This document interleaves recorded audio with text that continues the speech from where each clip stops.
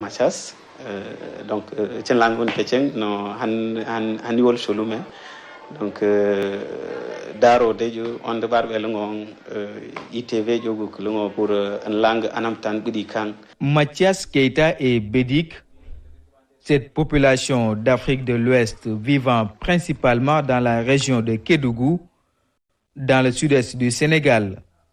Les Bédik, un peuple minoritaire qui vit en altitude. Un peuple qui vit majoritairement au-dessus des montagnes dans la région de Kédougou.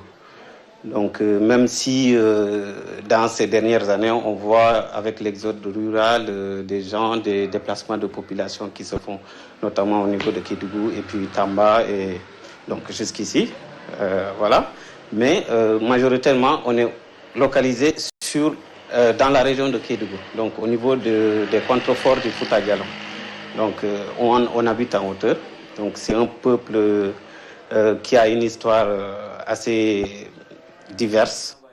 Chez les Bédik, chaque période de l'année a une célébration particulière. L'homme, la femme, les récoltes entre autres, tout est célébré. Déjà, le début de l'hivernage, il y a cette fête qu'on appelle Amonde. Amonde, ça marque le début de l'hivernage. Après cette fête, tout le monde se rend dans les champs et c'est les travaux champêtres qui commencent. Donc au niveau des Biwol, après la fête de Amonde, donc la fête du début de l'hivernage, il y a une fête qui arrive tous les 4 ans, tous les 2 ans tant pour moi, qu'on appelle Iamb. Donc ça s'est passé cette année. C'est une fête dont le sens c'est de valoriser la femme. Donc c'est ce qu'on appelle communément la fête des filles. Donc après cette fête, on a la fête donc de la récolte, ce qu'on appelle Mudint. Mudint, ça veut dire en fait en quelque sorte c'est une fête de remerciement à la nature, à Dieu pour les bonnes récoltes qu'il nous a données. Et donc chacun ou chaque femme, chaque famille va présenter quelque chose à la place du village, va amener pour partager avec tout le monde. Ces moments de festivité ont valu au pays Bédik l'appellation de peuple de la vallée heureuse, une appellation que ce Bédik voit autrement. C'est des populations qui, quand on les regarde au premier coup d'œil, tu as l'impression que c'est des gens qui vivent heureux, qui sont sur les montagnes et qui vivent quand même heureux avec les ressources que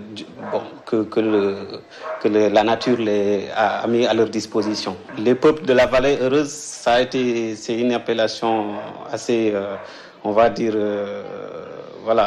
qui valorisante, mais ça commence à changer quand même. Un peuple heureux qui se suffit, une suffisance venue au bout de l'effort. Les Bédik sont un peuple travailleur. Très travailleur, parce qu'on ne vit que de ça. Et tout ce qui est fruits et autres là, maintenant sont très commercialisés. Avant, c'était pour juste la consommation. Du coup, les gens, tu pouvais passer une journée au champ sans même manger un repas préparé de main d'homme. Tu vas faire de la cueillette, tu as des fruits un peu partout. Donc tous les fruits qu'on voit qui se vendent ici à Dakar viennent de là-bas, pour la plupart. Bien vrai qu'ils font partie des populations minoritaires au Sénégal, les Bédik ont des similarités avec les Bassari. Ainsi, ils arborent des masques végétaux lors de certains rituels. Boubacar Dien qui est rentré heureux de chez les Bédik, bonsoir. Bonsoir Maoulou. D'où sont-ils originaires? Seulement de l'est du pays, du sud-est? Non, pas du sud-est du Sénégal. Ils sont originaires selon certaines études menées par des anthropologues du Mali parce qu'il y a leurs ancêtres qui sont du Mali, à savoir les familles Keita et les familles Camara qui sont venues du Mali lors de la guerre initiée par Alpha Yaya Diallo du Fouta Djallon. C'est à la suite de cela qu'ils sont venus au niveau du Sénégal, dans le sud-est plus particulièrement, à Kédougou pour s'implanter là-bas. Alors, quelle est leur religion ou la religion dominante chez les Bédiques? La religion de base, c'est l'animisme, comme dans beaucoup de pays africains avant l'arrivée de l'islam. Donc, c'est l'animisme. Mais après cela, il y a eu l'arrivée d'Alpha Yaya Diallo, que j'ai précité tantôt, donc, qui est arrivé avec l'islamisation. L'islamisation par la force. Mais il se trouve qu'en 1961, dans les années 60, il y a eu des missionnaires qui sont arrivés aussi avec dans leur bagage donc la religion chrétienne. Donc ils ont commencé par convertir la population bédique, donc qui petit à petit est devenue chrétienne.